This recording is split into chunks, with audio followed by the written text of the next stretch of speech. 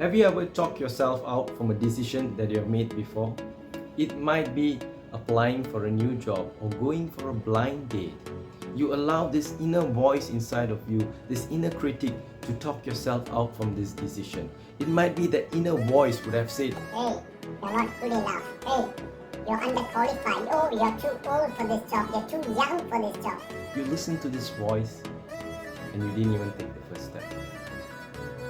If you have this pattern, would you like to overcome this pattern?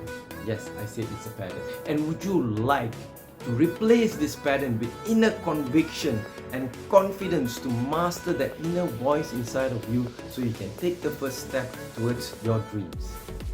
Hi, my name is Gerard, and me and Coach Cynthia have put our wealth of knowledge to build this online program called Road to Your Success.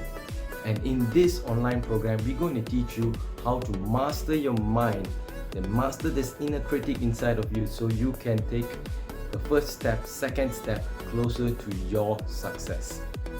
If you're watching this video, I would like to invite you to join this special preview. And in this special preview, I will share more about how you can master your mind and really move forward to the success that you desire. So click the link below and sign up, and I'll see you in the special preview.